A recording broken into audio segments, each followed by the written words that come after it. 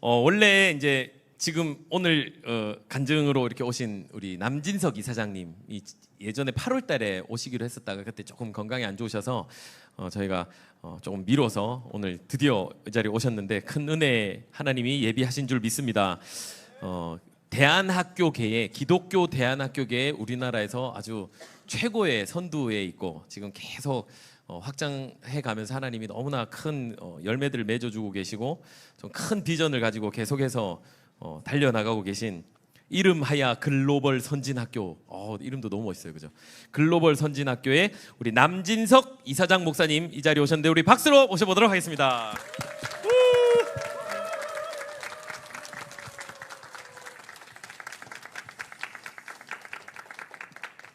여러분 반갑습니다. 네. 제가 여기 앉아서 같이 여러분 찬양하는 거 예배로 같이 하면서 이런 생각을 했어요. 굉장히 바쁘시고 또 몸값도 꽤 높으신 분들일 텐데 아까 우리 대표님 말씀 들으니까 여기서 와서 그냥 논다고 그러더라고요. 그만큼 온전히 하나님께 마음을 두고 이렇게 찬양하고 또 이것이 여기 현장뿐만 아니라 현재 온라인으로 전 세계에 많은 분들이 보시면서 엄청 큰 은혜를 받으실 텐데 여러분들의 이런 헌신 때문에 아마도 하나님께서 우리나라에 계속 안위의 손길을 거두지 않으시고 우리 공동체를 우리나라를 지키고 계시는 게 아닌가. 어쩌면 하나님께서 세상 돌아가는 꼬라지를 보면은 진노의 잔을 붓고 싶으실 텐데 여기 계신 여러분들 때문에 하나님께서 붓지 못하시고 그래도 기다려 주시는 게 아닌가 그런 생각하고서 바라보고 있었어요. 그렇죠? 아마도 그럴 겁니다. 더 많은 분들이 이곳에 와서 이렇게 순수하게 정말 하나님을 온전히 찬양하는 이런 자리가 더더 확장되기를 기대하겠습니다. 저는 대단한 사람이 아닌데 이런 자리 불러주셔서 너무 감사하고요. 오늘은 설교가 아니고 간증이기 때문에 그냥 제가 살아온 얘기 소개하고 그 가운데 하나님이 어떻게 역사하셨는지 또 어떤 손길로 함께 하셨는지 제한된 시간 안에서 나누고자 합니다.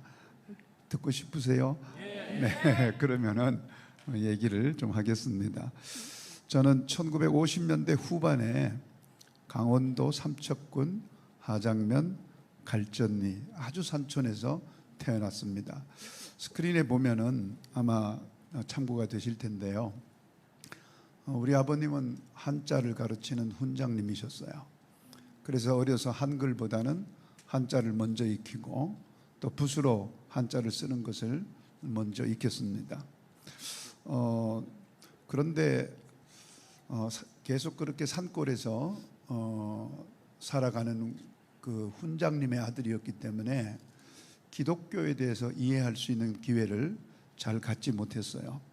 그런데 아마 초등학교 2, 3학년인가 그때 동네에 교회가 들어오고 또 그 교회에 우리 누이들이 다니기 시작하고 저도 이제 한 번씩 가보고 근데 아버님이 훈장님이셨기 때문에 이런 말씀을 하셨어요. 교회에서 가르치는 천당은 허망한 것이다. 사람이 죽으면 육체는 죽어서 땅으로 없어지는 것이고 혼은 공중으로 흩어져 없어지는 것이거늘 어찌 혹세무민하며 천당을 가르치는가 하고 교회의 천당을 가르치는 것에 대해서 매우 불편하게 생각하셨어요. 그리고 누이들이 교회에 가서 이렇게 찬송이라도 배워서 집에서 부르려고 치면 집안에서 그렇게 시끄럽게 하는 게 아니다 이렇게 하시면서 이제 그렇지만 굉장히 궁금했습니다. 교회는 참 궁금한 곳이더라고요. 학교에 한 개밖에 없는 풍금이 교회에는 단독으로 하나 있어요. 그러니까 그 풍금을 치는 선생님의 그 풍금 치는 소리가 너무나 궁금하고 그러니까 한 번씩 이제 가보곤 그랬죠. 그런데 제가 살았던 그 동네는 얼마나 산골인지 혹시 여러분 영화 웰컴 투 동막골이라고 아시나요? 딱 그런 곳입니다. 그렇게 두메산골이고 사용하는 말투도 너무 비슷해요. 너무 깜짝 놀랐어요. 어떻게 저런 영화를 저렇게 말투도 똑같이 만들 수가 있지. 그런데 스크린이 지금 여기 있는 분들은 못 보게 돼 있네요. 제가 이제 영상을 웰컴 투 동목골에서 조금 따온 게 있는데 간증이 좀 재미없을 것 같아서 이런 걸로 좀 때우려고 제가 가져왔는데 한번 같이 보실까요? 잠깐 정말 말투도 똑같고 산세도 똑같고 그런데 중학교까지 이제 그 시골에서 졸업을 하고 고등학교는 조금 더 한 70리 떨어진 태백기계공업 고등학교라는 곳을 이제 가게 됩니다. 초등학교 4학년 때 어머님께서 여러 가지 사정으로 먼저 하늘나라에 가시고 또 위에 두 누님들 또 제 밑에 여동생이 있었는데 제 누님들은 다 서울로 일하러 가고 제 여동생이 이제 있었습니다. 여동생을 데리고 빨리 독립을 해서 돈을 벌어야 되니까 마침 그 당시에 AID라고 해서 아시아개발기구에서 주는 장학제도가 있었어요. 그래서 거기에 힘입어서 이제 태백기계공업학교에 이제 진학을 하게 되죠. 근데 불행스럽게도 아버님께서 또 고등학교 1학년 학기를 마치기 전에 또 돌아가셨어요. 그래서 결국 이제 여동생하고 저하고 둘이 소년 가장이 돼 버린 거죠. 그랬는데 고등학교 2학년 때 CCC 출신의 저희 학교 선생님이 제가 다니는 교회의 선생님이기도 했는데 그분이 구체적으로 예수님을 소개해 줬어요. 그래서 그 당시에 예수님을 소개받고 영접하고 그리고 이제 예수님을 믿는 사람이 됐습니다. 예수님을 믿는 사람이 되고 난 이후에 정말 견딜 수 없는 감당할 수 없는 어떤 일들이 생기면서 그걸 통해서 제가 하나님 제가 평생 하나님 섬기는 사람이 되겠습니다. 이렇게 서원하는 과정에서 그 기적 같은 일이 벌어지고 그리고 그것 때문에 저는 하나님께 결단한 사람이 되었습니다. 오늘은 이제 시간을 좀 조절해야 되기 때문에 그 얘기는 할 수가 없는데요. 그러고서 이제 1976년도에 경상남도 창원에 있는 대우 중공업이라고 하는 회사에 이제 취직을 하게 됩니다. 그곳에서 대공포 발칸포라고 하는 저공 비행을 하는 북한의 AN2라고 하는 그 비행기를 잡을 목적으로 대공포를 우리가 그 당시부터 만들기 시작했는데 거기에 그 조립하는 조립 생산 라인에서 이제 중요한 역할을 감당했었죠. 그러는 과정에서 이제 마산 창원에 공장이 있었지만 숙소는 마산시 자산동이라고 하는 곳에 있었기 때문에 혹시 마산 출신이 있나요? 그 동네 분들? 네. 제 마음대로 얘기해도 되겠네요. 그럼 네. 거기 이제 몽고간장이라고 그 마산시 자산동 무악산 밑에 있었고 거기에 있는 이제 교회였는데 그 교회에서 정말 열심히 신앙생활을 했어요. 그리고 무악산 기도원에 가서 청년 시절에 산기도를 하고 그러면서 은혜를 받고 이제 신학대학에 가야 되는 소명을 받게 되죠. 그래서 간 곳이 제가 그때 출석하던 교회가 침례교회였습니다. 그래서 여기 대전에 있는 침례교 신학대학에 이제 진학을 하게 됩니다. 그런데 신학교에 이제 갔습니다마는 학비를 조달할 능력이 안 되는 거예요. 그래서 신학교 다니는 내내 소위 말하는 알바를 했어요. 그 당시엔 고학이라고 그랬는데 요즘 알바라고 그러잖아요. 그래서 뭐 알바 종류도 신문 배달부터 시작해서 야채 배달하는 거, 또 의학 신문을 봉투를 해서 보내는 거, 가전 제품을 파는 거, 대우 피아노를 파는 거, 또 가장 기억에 남는 알바는 주식회사 몸부림이라고 그래가지고 이제 포장마차를 하는 거예요. 물론 술 파는 포장마차가 아니고 호떡을 굽고 오뎅을 팔고 떡볶이를 팔고 옛날식 핫도그 있죠. 꽂아서 튀겨서 설탕을 잔뜩 발라서 먹는 거 드셔보셨나요? 네, 이제 그런 장사를 했는데 그 포장마차 이름을 제가 이제 몸부림치고 있으니까 주식회사 몸부림 이렇게 했어서 굉장히 이제 유명한 말하자면 포장마차가 되었는데요. 대전에 가면은 동양백화점이라고 있거든요. 그리고 그 옆에 선화우체국이라고 있었는데 이제 거기에서 이제 했어요. 그런데 사실 그걸 하기 전에 9월 달부터 학기가 시작되면서부터 3개월 동안 매일 그 장소에 가서 기도했어요. 하나님, 제가 여기에서 겨울방학이 되면 바로 장사를 할 텐데 하나님이 함께 하셔야 됩니다. 진짜 매일매일 거기 가서 그 기도했거든요. 그래서 이제 첫날 포장마차를 만들어 가지고 이제 말하자면 첫날 이제 거기 출정할 때에 저희 학교에 기독교 교육과 학생이 30명, 제가 속한 신학과 학생이 40명 해서 70명 학년 거의 전원이 개업 예배 때 온 거예요. 첫날 개업할 때 쫙 와가지고 오늘 그 생각이 많이 났어요. 한 70명 신학대학 학생들이니까 대개 다 자기 사부 성부로 부를 수 있잖아요. 그 거리에서 한 70명이 성가대를 한다고 생각해 보세요. 딱 그 분위기인 거예요. 지금 이 분위기 있잖아요. 그래서 무슨 포장마차 개업하는데 한 신학생 한 70여 명이 와가지고 지금 막 성가대 같이 막 그렇게 하니까 가던 사람들이 다 서서 지켜볼 정도로 이제 그렇게 해서 개업을 했습니다. 얼마나 신바람이 났겠어요? 그런데 이제 막 장사를 시작하려고 하는데 갑자기 빵차라는 게 있어요. 여러분 대학 때 혹시 데모 해보셨나요? 데모 할 때 쏘는 거 뭐죠? 최루탄 쏘는 차가 빵차라고 그래요. 근데 이렇게 철조망으로 이렇게 해놨기 때문에 빵차라고 그러는데 그런 차가 오더니 갑자기 이 경찰들이 막 내리고 또 이 방범대원들이 막 내리더니까 제 포장마차에 와가지고 이거 누구 허락받고 하냐고 그러는 거예요. 누구 허락받기는 하나님 허락받고 하는 건데 그러면서 이제 도로교통법 위반, 식품위생법 위반 해가지고 바로 저를 꺾어가지고 빵차에 태우는 거예요. 포장마차는 지금 지글지글 끓고 있는데 그대로 그냥 두고 그게 너무 기가 막힌 거예요. 석 달을 기도했는데 첫날부터 도대체 성가대까지 와서 다 했는데 이게 말이 됩니까? 그래서 이제 대전경찰서 유치장으로 끌려갔습니다. 거기 갔더니 그런 사람들이 많이 와 있는 거예요. 자정이 넘으니까 그 당시는 통금이라는 게 있었잖아요. 그런데 통금에 위반한 사람들이 더 많이 이제 왔어요. 대전경찰서의 작은 유치장에 한 200 몇십 명 막 빡빡하게 이렇게 있는 거예요.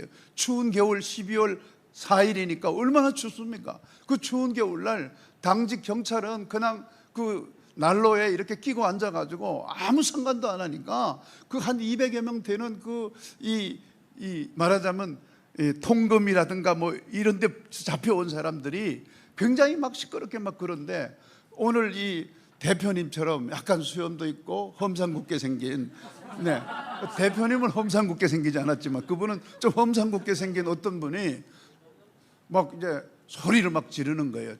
조용히 해, 뭐 XXX 이렇게 하고 그다음 지금부터 대전경찰서 유치장 콩쿨 대회를 시작하겠다 뭐 이러는 거예요.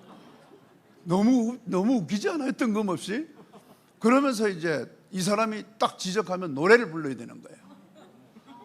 그래서 이제 노래 부르면 이 자식 밥 먹고 노래만 불렀다고 때리고 못 부르면 못 부른다고 때리고 잘 부르면 잘 부른다고 때리고 막 이런 아수라장인데 너무 재밌는 거예요. 그런데 사실은 남 맞는 거 보면 너무 재밌잖아요. 그래 이제 막 하니까 이 경찰도 심심하던 차에 보고서 너무 엔조이하는 거예요. 그 장면을. 근데 문제는 이제 내 차례가 오면 어떡할 거냐. 왜냐하면 그 당시 너무 경건했기 때문에 대중가요를 떠올리니까 하나도 생각이 안 나는 거예요.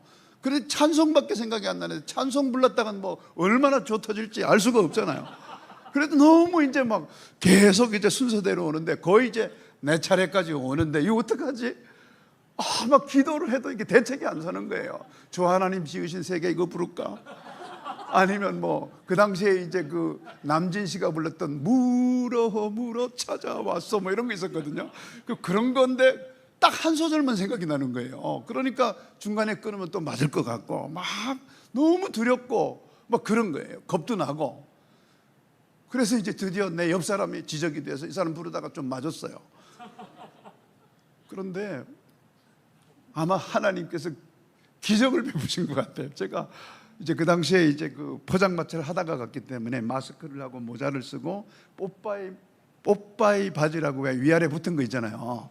그 청바지 그걸 입고 이제 갔거든요. 그러니까 이제 모자 쓰고 마스크 끼고 그걸 입었기 때문에 제 정체가 안 보이는 거잖아요. 근데 무슨 용기로 그런지 그 사람의 허리춤을 잡고 확 당겨서 주저앉혔어요. 그 깡패짓 하는 사람을. 갑자기 조용해지면서 아마도 대부분의 사람이 더 센 놈이 나타났다고 생각한 것 같아요. 저는 근데 너무 무서워서 그렇게 해놓고 가만히 있었어요. 잠시 시간이 흐른 다음에 사람들이 다시 웅성웅성하면서 이분이 그러더라고요. 누구시냐고 저보고. 자기는 뭐 선화동에 누구라고 이제 이렇게 얘기하더라고요. 누구라고 말해야 되지? 그래서 이제 모자를 벗고 죄송합니다. 저기 목동의 침신대학교 다니는 2학년 누구입니다. 너무 기가 막히잖아요. 그러니까 이분이 전도사네. 그러면서 자기는 동대전 선결교회 자기 어머니가 권사님이고. 근데 여기 왜 왔냐고 조금 물어요. 그래서 이제 이만저만해서 왔다고 그랬더니 아이고 오늘 단속날인 건 몰랐냐고 막 그러면서 앞으로 자기가 단속날은 알려줄 테니까 단속날은 오지 마라. 그래서 이제 안 맞고 넘어갔어요. 그리고 그날 콩쿨 때는 그걸로 끝. 네. 그리고 이제 그 다음 날 저는 이제 대전 법원에 즉결 심판, 도로교통법 위반, 식품위생법 위반으로 즉결 심판으로 갔습니다. 이 사람은 폭력 행위로 즉결 심판에 들어왔더라고요. 그리고 자기가 이제 3일 구류 처분을 받고 재처분을 뭘 받는가 하고 안 나가고 기다리고 있는 거예요. 이 법원에 가면은 그걸 뭐라고죠? 이렇게 무슨 뭐 하는 사람들처럼 이런 사람들이 있는데 그 사람들이 막 끌어내거든요. 안 나가면. 근데 이 사람이 조금만 이러면서 기다리고 있고 드디어 즉심 판사가 저에게 신문하는 거예요. 이름, 주소, 그리고 도로교통법 몇 조 위반, 뭐 어떤 땅땅땅 벌금 얼마 이렇게 한 거 끝이거든요. 너무 억울한 거예요. 장사도 못 해봤는데 판사님 할 말 있습니다 하니까 땅땅땅 벌금이 더 올라가요. 한 번 얘기할 때마다. 그래서 찍소리도 못하고 벌금만 더 올라가고 끌려나갔어요. 그리고 이제 그 충격 때문에 이틀 동안 장사를 못 나가고 수술이고 3일째 되던 날 이제 드디어 다시 주식회사 몸부림을 끌고 그 자리에 갔습니다. 3일 후에 이 친구 3일 구류 마치고 온 거예요.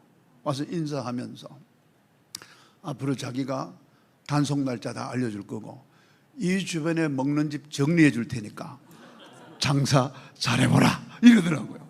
그러더니 이 사람이 뭐 옆에 있는 계란빵 장사도 둘러버리고 막 이렇게 해가지고 먹는 사람, 장사하는 사람을 이 사람이 다 정리해버리는 거예요. 사실 엄청 미안하더라고요. 근데 내 시킨 거 아니거든요, 진짜로. 그래서 이제 그날부터 독점적 장사가 시작이 된 거예요. 그러면서 계속 매출이 오르고 또 막 이제 그 당시는 그 과외 공부를 정부에서 전두환 정권이 들어오면서 과외 공부 못하게 했어요. 그러니까 전부 대학생들이 뭐 할 게 있어야죠. 그러니까 이제 대전 KBS에서 취재가 나온 거예요. 대학생이 호떡집 장사한다 이 소문이 나니까 저희한테 카메라를 들이대는 거예요. 그리고 KBS가 왔다 가니까 MBC가 또 오는 거예요. 2번 방송에 나갔어요. 그러니까 옆에 거기 한밭 여중이라고 있는데 아이들이 막 그다음부터 와가지고 아저씨 텔레비 나왔죠 하면서 막 애들이 뭐 얼마나 몰려오는지 막 장사가 되기 시작하는데 그러고 난 다음에 무슨 뭐 제일은행 대전지점장, 충청은행 대전지점 막 이런 은행 지점에서 지점장들이 와서 사 먹는 것보다 금일봉을 더 많이 놓고 가는 거예요. 이렇게 대학생 한다고 막. 그리고 급기야 대전시청에서 연락이 온 거예요. 시청의 시청 직원들이 이 점심 먹고 후식으로 호떡을 1000개를 주문한 거예요. 여러분 이 1000개를 어떻게 굽습니까? 그래서 아예 집에서 아침부터 구웠어요. 그리고 이 1000개를 구우려니까 반죽을 어마어마하게 해야 되잖아요. 그래서 이 반죽에 비밀이 있는 겁니다. 반죽을 어떻게 했냐면 이 손으로 하려면은 이 밀가루 반 포대 정도는 손으로 할 수 있는데 한 포대 정도는 손으로 도저히 할 수가 없어요. 그리고 손으로 막 이렇게 하면 또 땀이 흘러서 막 섞이고 그러잖아요. 그래서 이제 방법을 생각해냈어요. 발을 깨끗하게 닦았습니다. 그리고 이 발에 있는 털을 싹 다 깎았어요.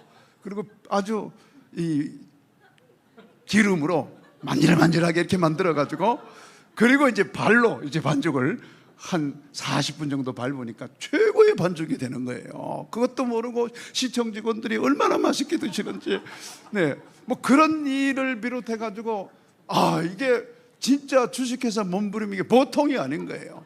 그래서 12월 4일부터 2월 28일까지 방학 기간 동안 했는데 얼마나 수익이 많았는지, 제 등록금 해결한 건 물론이거니와 제 동료들, 어떤 어려운 친구들 도울 수 있는 이런 상황까지 가더라고요. 그때 저는 이제 신학교 때 너무나 실망이 된 거예요. 왜냐하면 3개월 기도했지, 우리 동료들이 와가지고 개업 예배에 막 성가대도 다 해줬는데 그런 일이 생기니까 순간적으로 얼마나 낙담이 됐겠어요. 그런데 여러분, 기도한 것은 조금 더 허투른 게 없더라고요. 하나님이 다 기억하셨던 것 같아요. 아멘. 그때 그런 일이 생길 줄 누가 알았겠습니까? 그런데 제가 그 후에 동대전 성결교회 강사로 간 적이 있어요. 그래서 혹시 이런 권사님 계십니까 했는데 아마 돌아가셨는지 이제 찾지는 못했습니다만, 어쨌든 이런 일들이 있으면서 누가 시간을 좀 정해주나요? 어디서? 지금 얼마나? 아직 그렇게 많이 남았어요? 네. 그래서 이런 과정을 거쳐서 신학교를 잘 마치고 이제 학부를 마치고 대학원을 하고, 그리고 신학대학 다닐 때 이제 군목 입대할 수 있도록 그렇게 기회를 얻어서 이제 군목으로 이제 입대를 하게 됩니다. 군목으로 10년 10개월을 복무하고 소령으로 예편을 하게 됩니다. 군목 기간 동안에도 얼마나 많은 하나님의 은혜가 있었는지 정말 말로 표현할 수 없는 하나님의 은혜를 체험하고, 그리고 5년 8개월 정도는 군목 중에서도 저기 사진에 남아 있는 대로 특전사에서 근무를 했습니다. 7공수와 1공수에서 근무하면서 그 과정 속에서 하나님의 함께 하심을 얼마나 많이 깊이 경험했는지 모릅니다. 그런데 하나님께서 이렇게 몸으로 때우는 특전사 같은 데서 근무했던 사람을 근무 끝날 무렵에 미8군 용산본부로 명령을 내셨어요. 영어 한마디 할 줄 모르는, 그냥 몸으로만 때우던 베레모를 썼던 이 군목을 영어만 해야 되는 부대로 보낸 거예요. 얼마나 고생을 했는지 몰라요. 여기 에피소드는 책 5권 써야 돼요. 진짜 영어가 안 돼가지고 당했던 그 에피소드는 너무너무 재미있는 얘기들이 많습니다. 그래서 이제 용산 미8군 본부에서 근무를 마치고 한국군부대인 6사단에서 이제 전역을 합니다. 그런데 이제 이 전역하는 과정에서 제가 방공사령부라고 하는 데서 근무하고 있을 때, 그 당시에 저는 아직 대위 계급장을 달고 있었는데 진급을 해야 되는 그런 기수가 아니었어요. 그런데 느닷없이 전 동기들 중에 일반 사회목회 경력이 있는 2사람을 빼고 제가 특진을 한 거예요. 동기들보다 1년 더 빨리 소령 계급을 다는 기회를 얻은 거예요. 그래서 얼마나 기쁩니까? 여러분, 결혼한 사람은 가장 기쁜 일이 생겼을 때 누구를 제일 먼저 찾아요? 이 답도 하기 힘들어요. 큰일 났네 진짜. 아니, 결혼한 사람은 가장 기쁜 일이 있을 때 누구 찾아요? 배우자를 찾잖아요. 제가 이 대답을 빨리 안 나오는 거 보니까 문제 있네 여기 진짜. 그래서 이제 너무나 얼떨떨하잖아요. 기대를 전혀 안 했는데 진급 발표가 딱 나니까 빨리 집에 가서 부인에게 말해주고 싶은데, 또 부대에서 뭐 이렇게 많이 또 이렇게 지연시켜요. 막 죽겠는데 나는 빨리 가서 얘기해주고 싶어서. 그래서 집에 달려갔더니 우리 집 사람이 벌써 누군가 다 얘기해버렸더라고요. 제가 제일 먼저 얘기하고 싶었는데. 그래서 저를 안방으로 데려가더니 할 말이 있다는 거예요. 분위기가 심상치 않는 거예요. 너무나 기쁜 일 아닙니까? 군복 입은 사람이 특진했으면 그보다 더 기쁜 일이 어디 있습니까? 그런데 우리 집사람이 저를 데리고 안방에 가더니 드릴 말씀이 있다. 그러더니 지난 1년 동안 본인이 아침 금식을 하면서 기도했다는 거예요. 기도의 내용이 무엇이냐면, 만약에 우리 남편이 이번에 진급 대상이 아닌데 진급이 되면 하나님이 군을 떠나라는 것으로 이해하겠다는 거예요. 아니, 거꾸로 해야 되는 거 아닌가? 진급되면은 군에 남아있으라는 뜻이고, 진급이 안 되면 떠나야 되는 거 아니에요? 근데 진급이 되면 떠나라는 뜻으로 알겠다고 작정 기도를 1년 동안 아침 금식 기도를 했다는 거예요. 그런 거 하려면 저하고 이렇게 뭐 좀 상의하고 해야 되는 거 아닌가? 자기가 근무하는 것도 아니고 진급도 내가 했는데 그렇게 하면서 저보고 이게 하나님이 군대를 떠나라는 사인이라고 이렇게 얘기를 하는 거예요. 근데 너무 받아들이기 힘들죠. 정말 특진해서 막 가슴이 부풀어 있는 사람에게 부인이란 여자가 이렇게 한다는 게 이게 말이 됩니까? 그렇지만 하나님께 1년 동안 기도했다고 하니까 제가 하나님의 종이라는 사람이 거기에 순종 안 하면 또 안 되잖아요. 그래서 받아들인 거예요. 받아들여서 너무나 좋아하는 군대를 그렇게 떠나게 됩니다. 얼마나 미련이 많겠어요. 근데 저는 하나님이 왜 그렇게 해서 군대를 떠나게 했는지 잘 몰랐어요. 그래서 군대를 그렇게 해서 전역을 하고 이제 봉천동에 있는 자그마한 교회에 담임 목사가 됩니다. 근데 하나님께서 그때 저에게 어떤 영감을 주셨냐면은, 그때 제가 군대를 이제 전역한 게 1995년 12월 달이었는데 봉천동 자그마한 교회에 담임을 할 때 1997년 8년이 IMF라는 게 터집니다. 그래서 이 IMF 상황 속에서 막 우리나라의 대기업을 외국의 자본이 들어와서 막 그냥 거저 줍다시피 하고, 거기에 대해서 어떤 것도 할 수 없는 우리나라의 수준, 그때만 해도 세계화되지 않았기 때문에 영어 할 줄 아는 변호사가 거의 없을 정도로 이런 때였거든요. 그러니까 이제 그런 걸 보면서 이러다가 남북 통일이 됐을 때 통일 이후에 이 엄청난 개발 이익을 강대국들에게 다 뺏기는 게 아닌가? 막 이런 불안한 생각이 들면서 제가 8군에 좀 근무하면서 이제 어떤 세계 돌아가는 거에 대한 안목이 조금 생겼잖아요. 그러니까 그때 이렇게 해서는 안 되겠다. 뭔가 영어를 잘 할 수 있는, 저도 엄청 고생했으니까 영어를 잘 할 수 있는 이런 인재를 빨리 키워야 되는 게 아닌가, 막 이런 단순한 생각이 들어가지고 이제 미 8군에 있었을 때 사귀었던 미국 사람들하고 또 미국에 있는 한인교회 목사님들을 통해서 영어 잘하는 2세 대학생들을 불러들여가지고 그 당시 1998년에 용인 강남대학교라고 하는 곳에서 거기서 영어 선교 캠프를 하게 됩니다. 그래서 그거를 하면서 빨리 이 세계화시키고 글로벌화시키는 인재를 양성하는 것이 너무나도 필요하겠다는 생각을 간절하게 하게 됩니다. 그래서 이제 그걸 계기로 해서 저는 1998년 가을에 미국으로 이민을 가게 됩니다. 내가 이 한국에 있어서는 세상 돌아가는 걸 잘 모르겠다.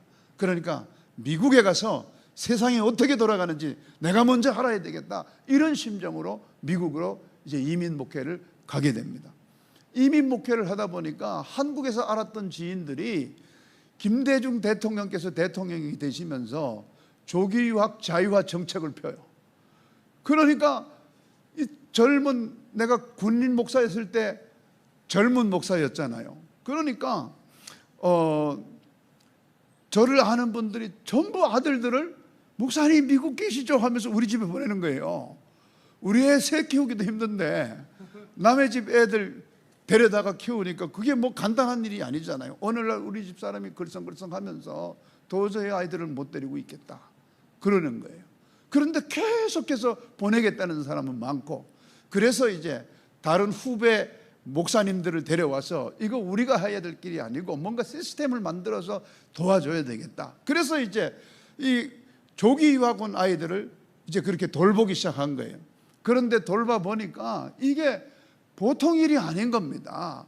이게 남의 아이들을 돌보면 너무나 오해가 많이 생기는 거예요. 어쩌다 한번 라면 끓여주면 얘는 계속 라면만 끓여준다 그래요. 뭐 이런 식인 거예요. 그러니까 이게 남의 새끼 키우는 게 이렇게 힘든 거구나, 이런 생각을 하면서, 또 두 번째는 뭐냐면 그렇게 돈을 많이 쓰는 만큼 효과가 있는 것 같지를 않는 거예요. 뭐 그러니까 이제 하나님께서 그때 영감을 준 겁니다. 차라리 이렇게 할 게 아니라 한국에다가 미국 학교 같은 걸 세우면 되지 않나, 이런 생각을 한 거예요. 글로벌 인재를 키우긴 키워야 되는데 미국의 아이들을 다 데려와서 키우는 건 이런 문제가 있으니까 차라리 한국에다가 학교를 세워서 미국 학교하고 똑같은 학교를 세워서 키우는 게 돈도 덜 들고 더 효과적이겠다.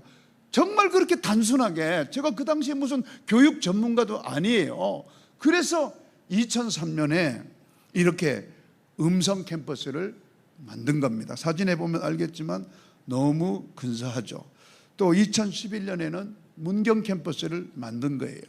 또 2015년에는 미국의 어떤 캠퍼스가 어마어마한 180에이커니까 우리나라로 치면 22만 평 되는 그 부지 위에 빌딩만 80몇 개가 있는 큰 미국 학교가 이 참전용사 자녀학교로 쓰다가 오바마 대통령 때 문을 닫은 캠퍼스가 있었던 거예요. 그 캠퍼스가 우여곡절 끝에 무상으로 50년 동안 우리에게 그냥 줄 테니까 학교 하는데 쓰라는 이런 기적 같은 일이 생겨가지고 미국 캠퍼스가 2015년에 문을 열게 됩니다.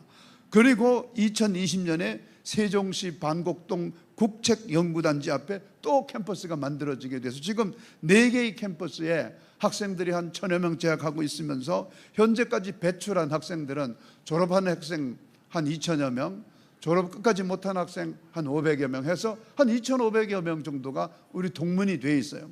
근데 이 동문들은 전 세계에 정말 괜찮은 학교에 간 아이들도 많고 또 대륙마다 다 학생들이 나가 있어요. 그래서 지금 1회 졸업생들이 37살밖에 안 되지만 앞으로 아마 대한민국을 들었다 놨다 할 그런 인재들이 될 거라고 확신하고 있습니다. 뭐 기분 나빠요. 왜 아멘을 그렇게 적게 하십니까? 기왕 남의 일에 좀 축복하시면 얼마나 좋아서. 이 아이들이 정말 대한민국을 들었다 놨다 할 겁니다. 아멘. 네.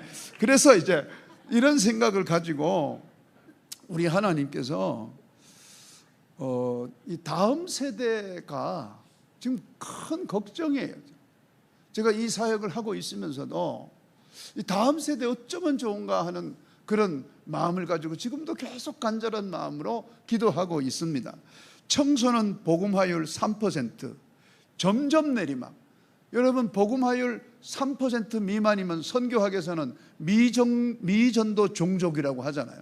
그러니까 청소년들이 예수 믿는 비율이 3%도 안 된다고 하는 거예요. 거기다가 인구는 점점점 줄어가지고 2022년 기준해서 출산율이 0.78밖에 안 돼요. 어떤 분 얘기를 들어보니까 올해 8월 말로 0.6대로 내려왔다는 거예요. 자, 복음화도 안 되는 데다가 아이들은 점점 없어들면서 청소년들 자살률이 얼마나 높은지 모릅니다, 여러분. 또 청소년이 자살하는 이유의 37.8%는 성적 진학 문제예요. 얼마나 우리가 아이들 공부하면서 몰아댔으면은 아이들이 이렇게 전 세계에서 가장 많이 자살하고 싶어하는 그런 나라가 돼버린 거예요. 근데 이거 멈추어야 되는데 부모들의 욕심 때문에 멈추질 못하는 거예요.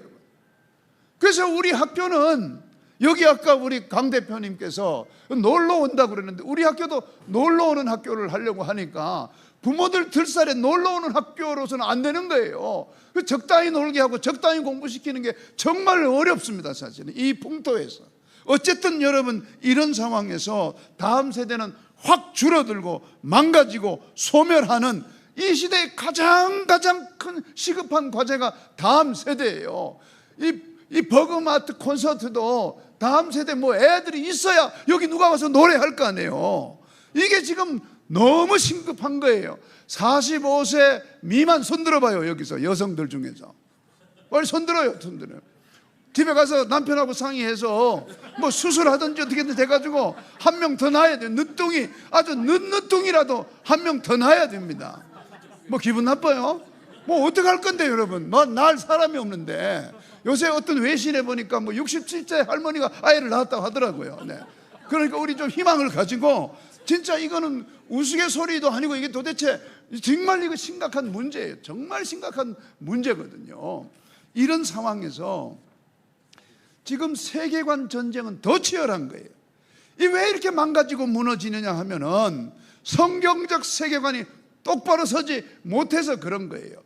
지난주에 왔던 강사님 얘기 들어보니까 뭐 대부분의 목사님들이 11조 얘기도 강단에서 못한대요. 이 청중에 눈치 보느라고. 이러니까 이게 성경적 세계관이 어떻게 세워지겠어요? 목숨 걸고 성경에서 이렇게 가르친다 그러면 그렇다고 말을 해야 되는 거죠. 사람들 눈치 보면서. 아니, 성경을 사람들이 만들었나요? 하나님이 계시해서 만든 거잖아요.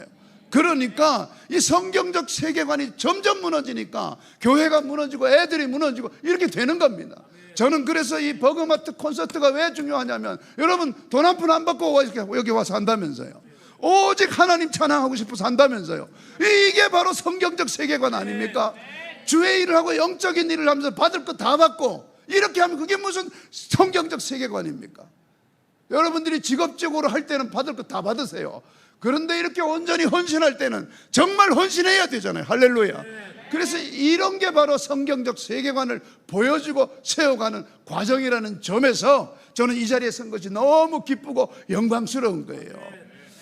그래서 이 성경적 세계관을 제대로 지켜야만 다음 세대가 지켜지는데, 그래도 다행히 대형교회 목사님들이 그 추운 날 국회 앞에 가가지고 반성경적인 그런 법률들 이런 거 하지 마라 하고 외치는 이런 모습 너무 희망적입니다. 더 나서야 될 줄로 믿습니다. 그리고 두 번째는 이 변질된 복음이에요. 자꾸 타협하다 보니까 혼합주의적 이 복음, 교회도 구원이 있고 이슬람도 구원이 있고 어디도 구원이 있고 어디도 구원이 있고 다 구원이 있다고 그려버리는 거예요. 또 다원주의, 이 길도 구원의 길이고 저 길도 구원의 길이고 결국은 점점에서 만난다, 뭐 이렇게 하는 거 얼마나 듣기 좋은 소리예요. 듣기는 최고 좋은 소리죠. 너도 구원받고 너도 구원받고 술집에도 구원 있고 저기도 구원 있고 뭐 다 구원 있다 그러면은 사람들 마음이 얼마나 편하겠어요. 사람들의 마음을 편하게 해주는 게 복음이 아니에요. 죽은 사람 살리는 게 복음이거든요.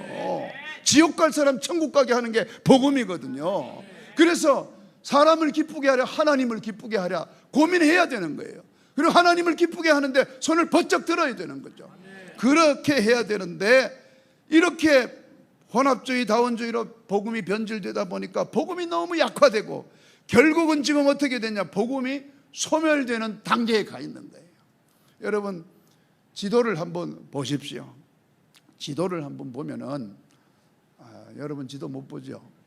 네, 방법이 있으면 좋을 텐데 지도를 보면 그렇군요. 이 파란 색깔이 동성애를 적극적으로 받아들이는 나라예요. 근데 이 파란 색깔이 뭐하고 겹치냐면은 크리스천이티, 기독교 국가들하고 겹쳐요. 아니 어째서 뭐 동성애에 대한 입장도 많이 다양하지만 틀림없는 거 하나는 하나님이 기뻐하지 않는 거예요. 그것은. 그게 마치 과학적인 어떤 요인에 의해서 그렇다고 발표한 것도 지금 다 조작이라고 드러났어요. 이미. 인간의 타락상을 합리화시키려고 하는 정치적 과정일 뿐이에요. 이러다 보니까 복음이 설 자리가 없는 겁니다. 복음이 설 자리가 없어요. 여기에 대해서 우리가 분연히 일어나야 되겠다. 그래서 저는 비록 하나님께서 어떤 분들은 이 학교 사역도 사업으로 보고 저보고 문어발식으로 사업을 자꾸 확장시킨다고 그래요. 그럼 대형교회는 다 사업 확장시킨 거네? 우리 강 대표님도 사업 확장시키는 거네? 그렇게 따지면.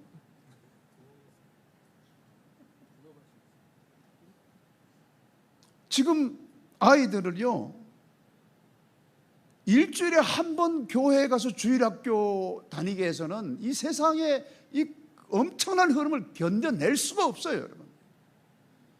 학원에 가면 일타 강사님들이 아이들 재밌게 해준다고 입에 못 담을 소리, 할 소리, 못 할 소리 다 하면서 해요. 별의별 이상한 소리 다 해요, 여러분. 아이들 재밌어 하니까, 붙잡아 줘야 되니까. 겨우 일주일에 한 번 교회에 와서 말씀 듣는 걸로 어떻게 여러분 성경적 세계관을 지켜갈 수 있습니까? 그래서 저희가 기독교 학교를 하는 거예요.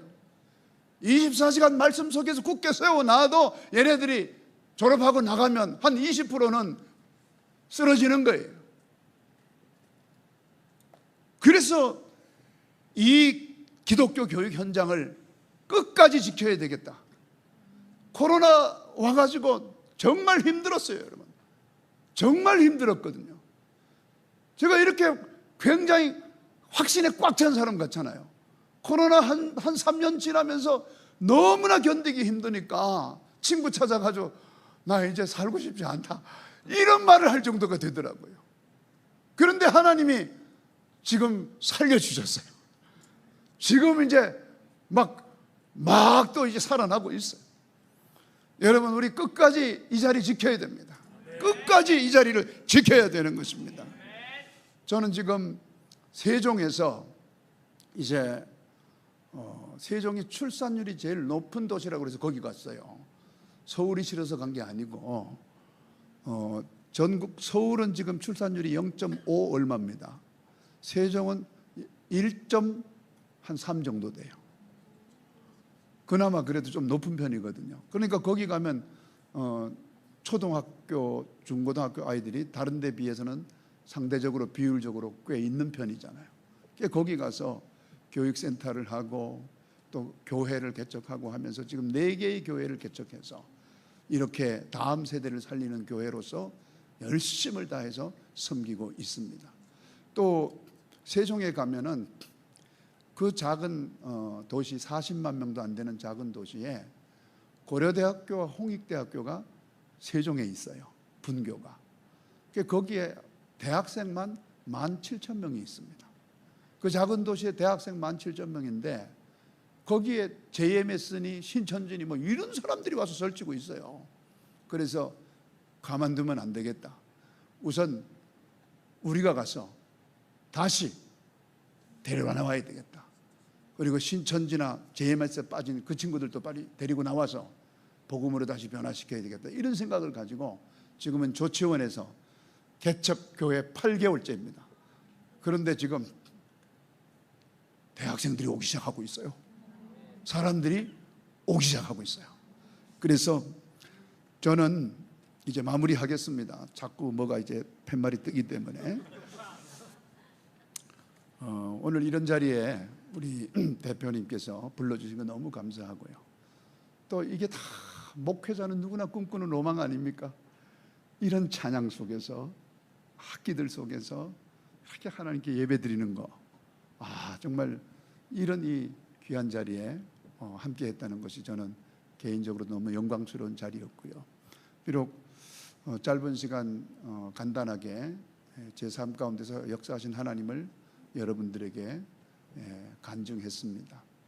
하나님께서는 기도하고 기다리고 또 하나님의 말씀에 확신을 가지고 나아갈 때에 얼마나 하나님께서 살아계심을 확실하게 보여주시는지, 저는 우리 믿는 사람들이 마지막 때에 이런 확신이 없으면 견디기 어려울 거라고 보는 거예요.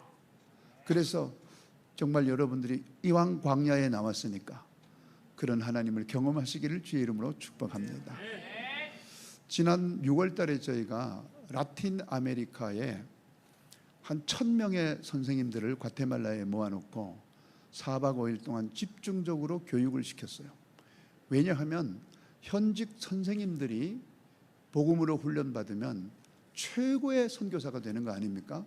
현장에 가보니까 파견받은 선교사님들이 언어가 잘 되질 않아서 마음대로 복음을 전하지 못하는 측면도 있더라고요. 그래서 하나님이 지혜를 주셨어요. 저희가 스팀 교육이라고 하는 것을 전 세계적으로 제일 잘하는 학교인데 그 스팀 융합 교육을 그들에게 전수시키면서 1,000명을 모아놓고 훈련을 시킨 거예요. 그런데 그 일을 하는 데 있어서 재정이 있어야 되잖아요. 그 시작되기 50일 전까지 필요한 재정의 50%밖에 모이지 않았어요. 그리고 오겠다는 참석하겠다는 교사들도 제대로 모집이 안 되는 거예요. 얼마나 속이 타겠어요. 그래서 막 금식하고 기도하고 막 이렇게 했는데 딱 한 달 직전, 바로 대회를 하기 한 달 직전 됐을 때에 교사들이 1,000명보다 더 많이 오겠다고 연락이 온 거예요. 그리고 재정이 매일매일 몇 천만 원씩 올라가는 거예요. 막. 그래서 정말 성공적으로 그 대회를 잘 마치고 12광주리가 남았어요. 그래서 제가 이번에 그 라틴 아메리카 교육 대회를 경험하면서 와, 진짜 하나님이 살아계시는구나.